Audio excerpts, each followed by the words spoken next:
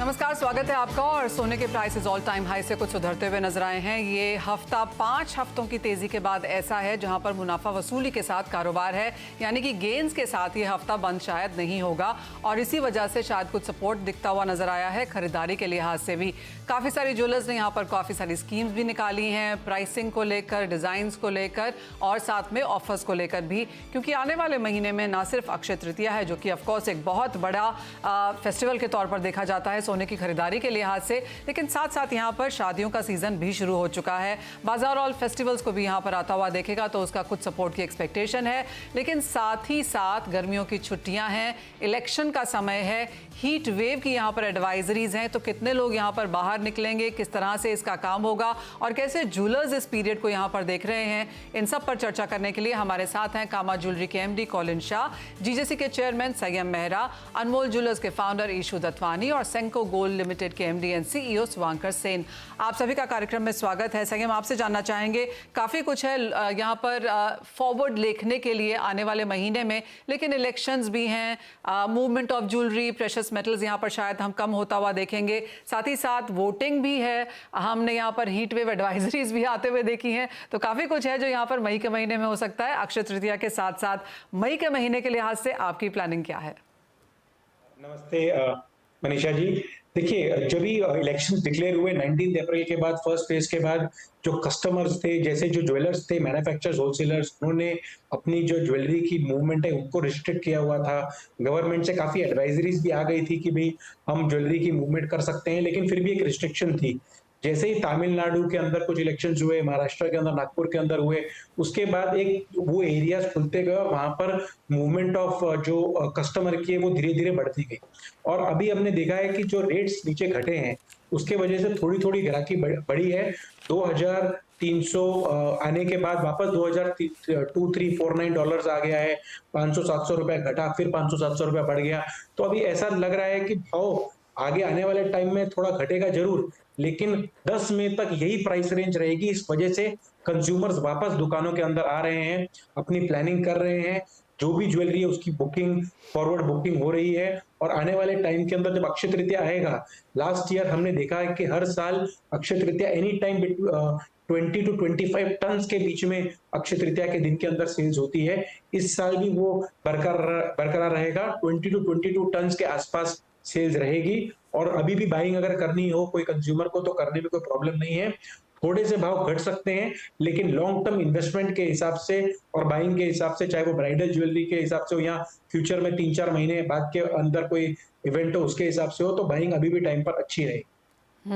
संयम, आपने कहा कि 20 से 25 टन यहाँ पर हर साल बिकता है अक्षय तृतीया के समय में, और वही आप इस बार भी आता हुआ देखेंगे, तो वॉल्यूम आपको लगता है वही की वही रहेगी, लेकिन वैल्यू में एब्सोल्युटली बहुत ज्यादा इजाफा देखने को मिलेगा पिछले साल के मुकाबले? यस, देखो, हमेशा हम सोचते हैं कि अप्रिशिएटिंग वैल्यू है उसके अंदर ही लोग ज्यादा से ज्यादा इन्वेस्ट करते हैं।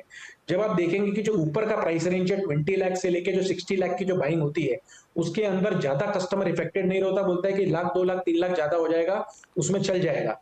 और जो 1 लाख टू लेके 3 लाख की प्राइस रेंज है उसके अंदर वो कैश वैल्यू गिनता है कि भाई 3 लाख का जेब में लेकर आए हैं, 4 लाख का जेब में लेकर आए हैं, तो उसके अंदर ज्यादा नहीं आता। इसलिए मैं कह रहा हूँ, फॉर एग्जांपल लास्ट ईयर हमने अपने आप कहा था कि 23 टन के आसपास या 22 टन के आसपास की सेल्स है। अगर उसको आप 5-7% कम भी करते हैं तो भी इसके अंदर मार्जिनल डिफरेंस करके 1-1.5 टन का डिफरेंस, वेरिएशंस उस तरीके से बनते हैं। तो मुझे नहीं लगता कि इस साल के अंदर ही बाइंग अच्छी रहेगी, ज्यादा वेरिएशन नहीं रहेगा। लोगों का ट्रस्ट गोल्ड के ऊपर बढ़ता जा रहा है। अभी भी जैसे आप देखेंगे, आपके चैनल पे भी चल रहा है कि सोना आने वाले टाइम के अंदर $2600, $3000 हो जाएगा। 2 साल के अंदर 1 लाख, 1 करोड़ रुपया 1 किलो का हो जाएगा। तो ये सब कंज्यूमर के माइंड में चल रहा है। तो उसके हिसाब से जो बाइंग है इन्वेस्टमेंट स्वरूप से और वेयरिंग स्वरूप से, यूजेबल स्वरूप से, वो सेम बरकरार रहेगी, क्योंकि जो ट्रस्ट फैक्टर है कंज्यूमर का वो बढ़ते जा रहा है।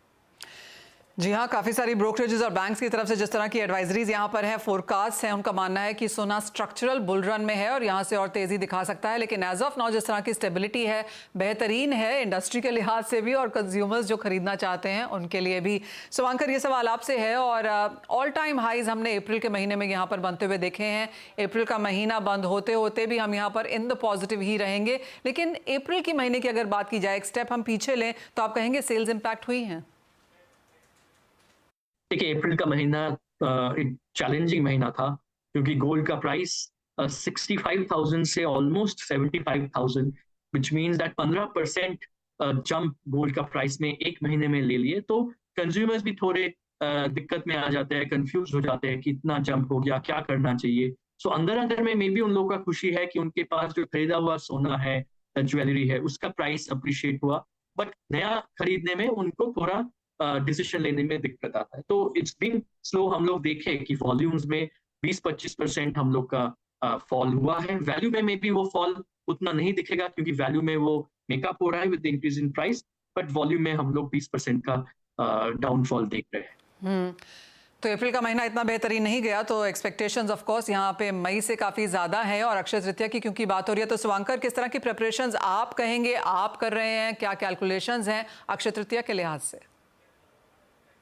सो अक्षय तृतीया को फोकस में रखते हुए हम लोग नए बैंगल्स के कलेक्शंस डिजाइन्स लॉन्च किए।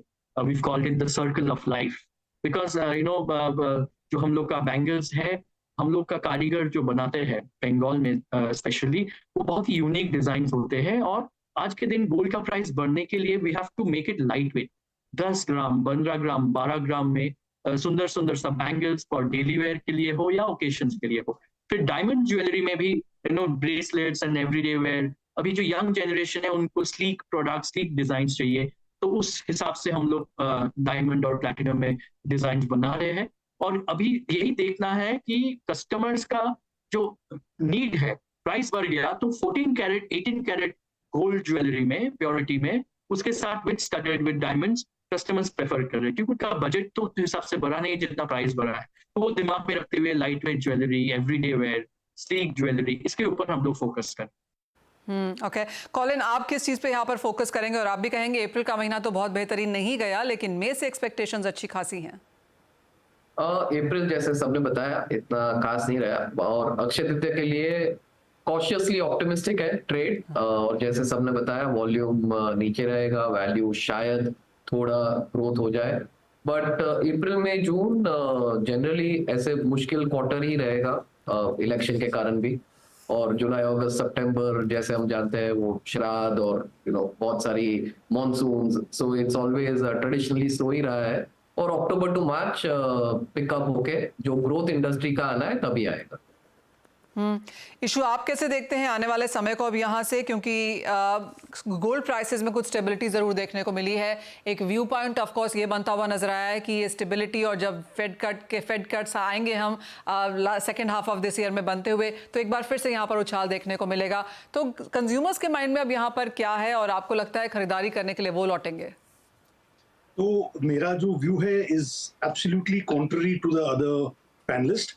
वो इसलिए है कि कोइंसिडेंटली हमारे 38 इयर्स पूरे हुए 4th of April, तो हमने एक ऑफर शुरू किया 38 डेज ऑफ ग्रैटिट्यूड सेल। उसके कारण हमने इस महीने में, अभी तो महीना खत्म भी नहीं हुआ, हमारे 38 साल में maximum sale of gold jewellery in of course in value terms तो है, but even in weight terms we've broken all records. तो we are really business is thriving literally, और even diamond jewelry का हमारा सेल जो है बहुत अच्छा हुआ है। और ये जो ऑफर हमारा है is all the way up to Akshaya Tritiya. तो हम तो बहुत बहुत बिजी हैं, और sales are absolutely rocking, but of course probably the reason is because of our gratitude sale। तो हमारे यहाँ पर मतलब उल्टी गंगा बह रही है इन अ वे। राइट, उल्टी गंगा बहने का रीजन भी है, जैसे आपने कहा कि जिस तरह के आप ऑफर्स, क्रीम्स और सेलिब्रेशंस यहाँ पर कर रहे हैं, उसका एक फायदा आपको यहाँ पर मिलता हुआ नजर आया है। आगे बढ़े उससे पहले आप सबका भी व्यू लेना चाहेंगे कि आपको कहाँ लगता है कि गोल्ड प्राइसेस कहाँ जा सकते हैं। तो संयम, आपको क्या लगता है कहाँ जा रहे हैं प्राइसेस, और इस साल के एंड तक कहाँ देखने को मिल सकते हैं? देखिए, अभी के लिए मुझे लग रहा है कि 10th मई तक प्राइसेस आप देखेंगे कि $20-25 ऊपर नीचे, लेकिन गोल्ड एक बारी 2178 जो 50 डेज 60 डेज की जो मूविंग एवरेज है, वहां तक एक बार नीचे आना चाहिए $2200 $2178 तक। उसके बाद सांस लेगा, फिर स्टीम आएगी, एंड ईयर एंडिंग के अंदर $2550 या $2600 के आसपास आपको दिवाली के बाद देखने के अंदर गोल्ड रेट्स मिल सकते हैं, लेकिन एक बार ये भाव वापस $150 यहाँ से नीचे आएगा एक बार नीचे, यानी कि अगर रुपी टर्म्स में देखेंगे तो 68 will be the new base now, and on the upper end it will be close to 75,000, 76,000. तो 68 से 75 की रेंज यहाँ पर सोने के प्राइसेस में इस साल में बन सकती है। शुभंकर, आप कैसे देखते हैं और आपको क्या लगता है सोने के प्राइसेस कहाँ जा रहे हैं? देखिए, ये एक क्वेश्चन बहुत ही अच्छा क्वेश्चन है। आई थिंक ये जो आंसर है एवरी वीक इसका आंसर हम लोग को रिव्यू करना पड़ेगा। अगर आप देखें तो ये वीक में हम लोग देखें कि गोल्ड का प्राइस एक दिन में 2-2.5 हज़ार फॉल हो गया। तो इसमें एक दिन 2 दिन में कंज्यूमर का इंटरेस्ट काफी बढ़ गया, कंज्यूमर्स का क्वेरीज बढ़ गए कि अभी खरीदना चाहिए, अभी खरीदने का राइट मोमेंट है, इतना प्राइस थोड़ा नीचे आ गया इतना जल्दी। तो हम लोग बोल रहे हैं कि देखिए आपको no buy on every dips आपको करना चाहिए, क्योंकि एट द सेम टाइम अगर आप देखो यूएस ने एक बजट पास किया जहाँ पे वो इजराइल को, वो यूक्रेन को, वो ताइवान को भी फंड्स देंगे उनका डिफेंस सिस्टम स्ट्रॉन्ग करने के लिए। तो ये एक फिर से लग रहा था वॉर थोड़ा काम डाउन करेगा, मगर ये बजट से ये वॉर को फिर और थोड़ा एनर्जी मिल जाएगा। At the same time Fed का इंटरेस्ट रेट, जो पहले हम लोग 4 इंटरेस्ट रेट कट का सोच रहे थे, या अभी हम लोग ऑलरेडी आ गए जून में, उनका कल का मैन्युफैक्चरिंग डेटा भी थोड़ा नेगेटिव के तरफ आया था। तो ये सारा चीज अगर ऐसा कंटिन्यू होते रहे 2-3 महीना, तो फिर उनका फर्स्ट इंटरेस्ट कट हम लोग में भी देखेंगे सितंबर को होने वाला है या उसके पहले। तो उस हिसाब से we have to keep that in mind. Maybe वो डिस्काउंटिंग ऑलरेडी कर चुके हैं लोगों ने, इसलिए प्राइस बढ़ गया। पर कभी भी कुछ भी अगर थोड़ा भी टेंशन इंक्रीज हो जाए तो प्राइस फिर से जंप अप कर पाएगा। तो we have to keep that in mind. इसको रखते हुए हम लोग ने क्या किया, एक मैरीगोल्ड बोल के प्लान चालू किया कस्टमर्स के लिए। कस्टमर्स का जो 6 महीने 9 महीने बाद शादी के लिए या घर में कुछ ओकेशन के लिए ज्वेलरी खरीदना है, तो वो एडवांस देना चालू कर दे और थोड़े थोड़े करके देते रहे। और जो आपका price at the time of booking और at the time of buying जो लोअर प्राइस होगा कस्टमर को वही बेनिफिट मिल जाएगा, अलॉन्ग विद मेकिंग चार्ज में डिस्काउंट एंड और दूसरे जो भी बेनिफिट्स दे पाए। तो ये कस्टमर्स को थोड़ा मन में शक्ति देगा और मन में वो थोड़ा कंफर्ट देगा कि हाँ, हम लोग का जो बाइंग प्लान है वो हम लोग बेस्ट एफर्ट से कर पाए। जी हाँ, कंज्यूमर्स को मन में शक्ति देने की बहुत ज़्यादा ज़रूरत है। जिस तरह के प्राइस राइज हमने यहाँ पर आते हुए देखे हैं, क्लियरली लोगों के बजट्स यहाँ पर डगमगा ही गए हैं। कॉलिन, आप कैसे देखते हैं और आपको भी लगता है, आप पहले तो कोल प्राइसेस कहाँ जाता हुआ देखते हैं, और आपको भी लगता है कि कस्टमर्स को ल्योर करने के लिए थोड़ी सी हैंड होल्डिंग, थोड़े से ऑफर्स, कुछ डिस्काउंट्स यहाँ पर देने पड़ेंगे? जैसे संयम और शुभंकर दोनों ने जो बोला वो एक्चुअली एब्सोल्युटली सही है कि एक करेक्शन आएगा जरूर अगले 1-2 महीने में। But long term view bullish ही है, बिकॉज जो डेटा जियोपॉलिटिकल डेटा है और जो यूएस से भी लगभग हमारे जितने भी कस्टमर्स है, रिटेलर्स है जो वहाँ पे ऑन द ग्राउंड, जिसके बहुत सारे चेन स्टोर्स है, वो लोग सबका ये मानना है कि ये साल लास्ट ईयर से वीक रहेगा in terms of manufacturing, unemployment, domestic consumption plus election. So अगर यूएस का डेटा वीक रहा तो गोल्ड बुलिश ही रहेगा। और चाइना अभी तक पूरी तरह से ऐसे बाहर नहीं निकला है उनका इकोनॉमी, तो वहाँ भी सेफ हेवन एक सोना ही है और बहुत जबरदस्त बाइंग हो रही है even in a dire economic situation, because वहाँ रियल एस्टेट से सबका ऐसे कॉन्फिडेंस हिल गया है और स्टॉक मार्केट वहाँ पे लो पे है। सो जो कंज्यूमर है वहां पे सोने में पैसा डाल। और इंडिया में एक जो गोल्ड का एपेटाइट है, आज देखोगे तो लास्ट 10-20 साल से कितना भी रेट अपन लोग जो देख रहे हैं 3000 से आज ये रेट पे आ गया है, तो भी हमारा 600, 700, 800, 900 टन का कंजम्पशन हर साल होता ही है। मेरा एटलीस्ट वो ही रहेगा कि कंजम्पशन होगा। अगले 3 महीना डिफिकल्ट है बट सीजन टाइम में फॉर श्योर होगा। और जैसे ईशु ने बताया थोड़ी गंगा उल्टी बहेगी और बहुत कुछ डील्स और ये सब देने की एक्चुअली जरूरत नहीं है। सो मेरा राय वही रहेगा कि consumer will be back in a big way. Ishu, आप कैसे देखते हैं गोल्ड प्राइसेस को अब इस साल के अंत तक? तो आई डू फील कि अभी एक रिएक्शन, क्योंकि जब इतनी तेजी से बढ़ता है तो एक रिएक्शन तो आता ही है, थोड़ा आया और मैं देखता हूँ ये शायद 2200 तक एक बार जा सकता है, लेकिन आगे डेफिनेटली बुलिश है। इंटरेस्ट रेट कम होगा, towards the end of the year भाव बढ़ना है। और ये सेंटिमेंट जो है सिर्फ हमारा नहीं है, कंज्यूमर का बहुत स्ट्रॉन्ग सेंटिमेंट है। तो लाइक आई सेड, हमारा इस महीने रिकॉर्ड सेल्स हुआ। तो जब क्लाइंट्स इधर आ रहे थे, तो in spite of these high rates, one of the reasons obviously they are buying is के उनको लग रहा है और रेट बढ़ने वाला है, क्योंकि हमने जो इस बार अभी सेल किया है, it was all not related to either wedding और इमीडिएट कंजम्पशन, पर क्योंकि ऑफर उनको अच्छे लग रहे थे तो उसके कारण बाइंग हो रही थी विद एन एक्सपेक्टेशन के भाव डेफिनेटली बढ़ने वाले हैं। तो कंज्यूमर सेंटिमेंट जो है वो बहुत ही strong towards an appreciation in the price, और मुझे भी लगता है आगे चल के भाव डेफिनेटली बढ़ेंगे। ओके, तो आगे जाके भाव बढ़ सकते हैं। एक रिएक्शन ऑफ कोर्स मार्केट्स में जरूर आएगा, लेकिन आप डिप्स पे यहाँ पर खरीदारी का अपना मन बना के चलें, और आगे काफ़ी सारे इस तरह के दिन भी हैं जहाँ पर आप बाइंग कर सकते हैं। एक कमर्शियल ब्रेक के लिए रुकेंगे, जब लौटेंगे तो बात अपने एक्सपर्ट से यही जानने की कोशिश करेंगे कि किस तरह के ट्रेंड्स हैं बिल्कुल बाजार में। अप टू डेट हो जाएंगे हम इन सभी पैनलिस्ट के साथ।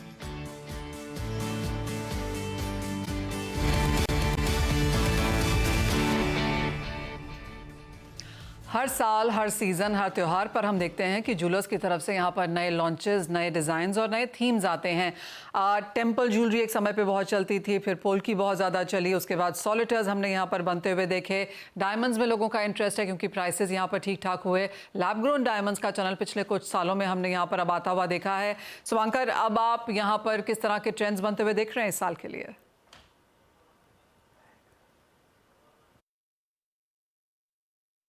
सो डायमंड्स में हम लोग लास्ट अगर फाइनेंशियल ईयर का एनालिसिस करें तो we have seen that gold का ग्रोथ रेट जितना था उससे ज्यादा डायमंड का ग्रोथ रेट था। तो जितना गोल्ड का प्राइस बढ़ता जाएगा we will see that diamond का डिमांड बढ़ता जाएगा, क्योंकि 14 कैरेट 18 कैरेट गोल्ड प्योरिटी में डायमंड बढ़ता है। सो इस साल भी हम लोग का जो डेली वेयर एवरीडे वेयर में we are seeing that consumers diamond jewellery prefer कर रहे हैं। सो लास्ट ईयर ऑलमोस्ट हम लोग का डायमंड ज्वेलरी वैल्यू टर्म्स में ऑलमोस्ट 30% बढ़ा था और वॉल्यूम टर्म्स में अराउंड 17-18% बढ़ा था। सो वी आर, हम लोग का जो स्टड रेशियो है वो अराउंड 11 से 12% है। सो हम लोग का एफर्ट यही रहेगा कि कस्टमर का डिमांड भी जैसे बढ़ रहा है, हम लोग भी एफर्ट मारेंगे कि ये 11-12% से 14-15% तक स्टड रेशियो लेके जाए। और लैब ग्रोन डायमंड्स ऑलरेडी हम लोग ने 2-3 स्टोर्स लॉन्च किए हैं अपने कैलकाटा में और दिल्ली में, and we are looking at the consumer behaviour. So हम लोग का यही बिलीफ है कि डायमंड के जगह में रहेगा, और लैब ग्रोन डायमंड जो थोड़े फैशन के लिए, थोड़े स्पेशल ओकेशंस के लिए, not the anniversaries and weddings, पर जो दूसरे तरीके से कोई पार्टी में जाने के लिए, तो लोग ने 50,000, 1 लाख, 1.5 लाख के अंदर जो बड़े साइज के डायमंड है वो लैब ग्रोन में खरीदेंगे। तो काफ़ी सारे चलन यहाँ पर हैं, और ऑफ कोर्स सोने में जो प्राइसेस बढ़े हैं, लोगों का झुकाव यहाँ पर डायमंड्स की तरफ तो आया ही है। कॉलिन, आपने यहाँ पर किस तरह के ट्रेंड्स देखे हैं, क्या ऑब्जर्वेशंस हैं, और इस साल के लिए आपके क्या प्लान्स हैं? जो एक कैटेगरी अच्छी चल रही है लास्ट आई थिंक 2-3 साल से पैंडेमिक के बाद, is everyday where, fast fashion, उस टाइप का जो प्रोडक्ट है, जो हर महीना एक नया कलेक्शन टाइप जो 10 से 50,000 की रेंज में है, नेचुरल डायमंड ज्वेलरी। सो वो बहुत अच्छा चल रहा है, और उसमें जो हमारा कंज्यूमर है आज इंडिया में वो बहुत एक्सपेरिमेंटल भी हो गया है। So they are edgy kind of jewellery, कुछ नया ट्राई करना है, और हर सीजन एक नई चीज खरीदनी है। जैसे आज ज़ारा के कोई दूसरे ब्रांड खरीदने जाते हैं कपड़ों के लिए, जहाँ हर 2-3 महीना कुछ नया कंज्यूमर को खरीदना है, तो वो कैटेगरी में ज्वेलरी में भी हो रहा है, जो बहुत अच्छी चीज है। बिकॉज आज हमारे जितने भी रिटेलर्स है, आज सेम कंज्यूमर को हर 2-3 महीना वो एक नया पीस ऑफ ज्वेलरी बेच पा रहा है। एवरीडे वेयर जो कैटेगरी है उसमें बहुत अच्छा and high double digit kind of growth हम लोग देख रहे हैं, और उसमें तीनों कैटेगरी चल रहा है। एक है नेचुरल डायमंड भी बहुत अच्छा चल रहा है, लैब ग्रोन भी अच्छा चल रहा है, और जो एक ट्रेंड देख रहे हैं स्पेशली जो 2-3 बड़ी शादियां हुई है अगले लास्ट 3-4 महीने में, उससे एमरल्ड्स और रूबी सफायर पे भी बहुत अच्छा ऐसे ट्रेंड आ गए, स्पेशली एमरल्ड्स। सो जो इंडिया में मींस लगभग से सिंथेटिक बिका जा रहा था, बट अब नेचुरल की तरह कंज्यूमर डिमांड आ रहा है। एब्सोल्युटली, और ट्रेंड्स यहाँ पर लगातार चेंज भी होते रहते हैं। इंटरेस्टिंगली जैसे आपने कहा कॉलिन कि अब लोग लाइट वेट ज्वेलरी, लेकिन मोर ऑफन उसे अपग्रेड करना चाहते हैं, चेंज करना चाहते हैं, नया खरीदना चाहते हैं, डिफरेंट ओकेजन्स पे डिफरेंट चीज़ें पहनना चाहते हैं। वो एक चीज़ डेफिनेटली यहाँ पर इंडियन मार्केट्स में बनते हुए नजर आई है। इशू, आपका क्या व्यू है? क्या आपने भी वही ऑब्जर्व किया है अपने कस्टमर्स के थ्रू? तो एक तो जो डायमंड ज्वेलरी के कस्टमर्स हैं मेरा मानना है कि वो मैच्योर हुए हैं और हो रहे हैं। मतलब आई हैव सीन 38 साल से मैं इस लाइन में हूं और अनमोल एग्जिस्ट फॉर 38 इयर्स। तो पहले जो पर कैरेट प्राइस ब्रेकअप वगैरह चलता था, अभी करीब 85% of our clients don't even bother to ask for a breakup. तो जो मैच्योरिटी इंटरनेशनल मार्केट्स में है वो यहाँ पर भी आ रही है। Of course people do look at the value to look ratio, कि भाई ये इतने की लगती है या नहीं, that is of course important. तो जहां पर गोल्ड में price is a very important factor और प्राइस कितना बढ़ने वाला है वो एक इंपॉर्टेंट फैक्टर है। डायमंड ज्वेलरी में वो फैक्टर नहीं है। डायमंड ज्वेलरी में लुक इज मोर इंपॉर्टेंट। और अभी तो ऐसा हो गया है कि for a client who spending say for example 3 lakh rupees, तो उसको डायमंड ज्वेलरी में लुक और बेटर दिख रहा है गोल्ड के, when you compare it to gold. तो वो एक एडवांटेज है। और मैच्योरिटी डेफिनेटली आ रही है in the diamond jewellery segment. As far as lab grown is concern, हम तो लैब ग्रोन करते ही नहीं है। और शुरू में क्लाइंट्स जब आते थे उनके दिमाग में ये एक कश्मकश चलता था कि are we doing the right thing by buying diamond jewellery और नेचुरल डायमंड ज्वेलरी। पर अब वो मैंने देखा काफी हद तक वो अभी प्रॉब्लम नहीं है। वो एक अलग क्लाइंट बेस जो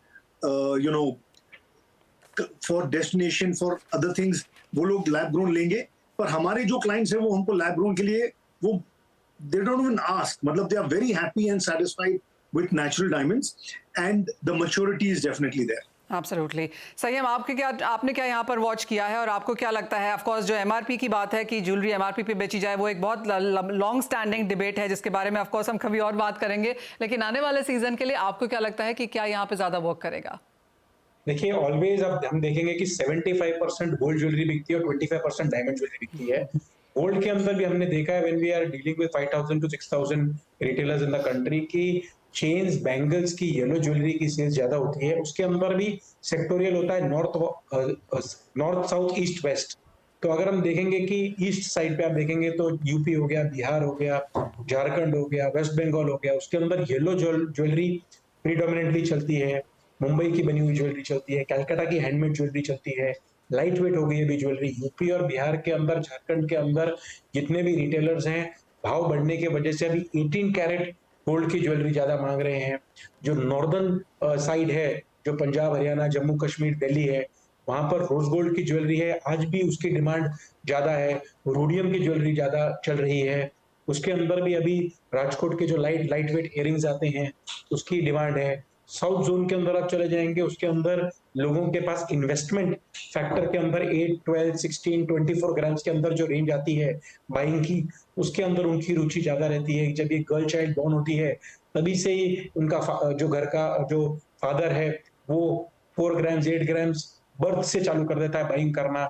उनके यहाँ पर वेट का कोई प्रॉब्लम नहीं है, तो येलो ज्वेलरी जो वेट के अंदर है 22 कैरेट है उसके ज्यादा सेल्स आती है। तो ओवरऑल इंडिया के अंदर भी वी विल गो टू सी की चेन्स, बैंगल्स, येलो ज्वेलरी की अभी बहुत अच्छी डिमांड है। आने वाले टाइम के अंदर से पहनने के हिसाब से जो डिजाइनर ज्वेलरी है वो भी अच्छी चल रही है। जो एंटीक कुंदन जड़ाऊ की जो ज्वेलरी है लाइट वेट, लेकिन जिसकी वेट रेंज है 30 ग्राम to 50 ग्राम्स, उसकी भी अच्छी है। तो ये देखते हुए लगता है कि आगे आने वाले टाइम के अंदर जितनी इनोवेशंस करेंगे उतनी सेल्स की ज्यादा बढ़ोतरी होगी। एब्सोल्युटली। तो चाहे टेम्पल है, पोल्की है, कुंदन है, सॉलिटर्स है, नेचुरल्स, एमरल्ड्स, रूबीज, लैब ग्रोन्स, यानी काफ़ी कुछ है यहाँ पर चूज करने के लिए और काफ़ी सारी तैयारी आने वाले समय के लिए ज्वेलरी एज अ सेक्टर की तरफ से हम यहाँ पर बनता हुआ भी देख रहे हैं।